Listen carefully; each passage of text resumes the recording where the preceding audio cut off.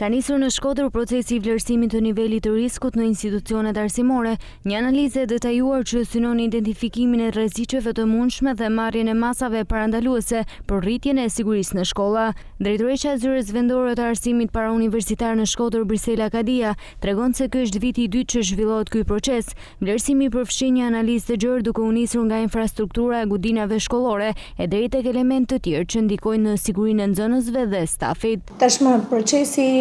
studimit të riskut në institucione arsimore nuk është viti i parë që po bëhet, është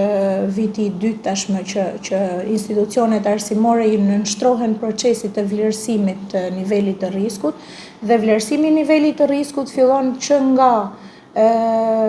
infrastruktura e godinës arsimore deri pastaj edhe në të gjitha detajet e tjera, frekuentimi,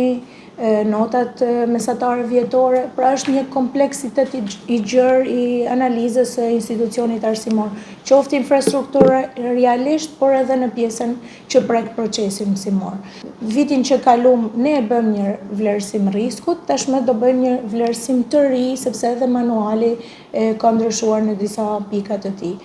Në përfundim ndoshta pastaj sigurisht do të jena më të mundshëm me dhanë edhe një pasqyrë të nivelit të riskut të institucioneve tona arsimore. Në përfundim të procesit, çdo institucion arsimor do të ketë një vlerësim të përditësuar të nivelit të riskut, mbi bazën e të cilit do të planifikohen masat e nevojshme për përmirësimin e kushteve dhe parandalimin e situatave të mundshme të rrezikut.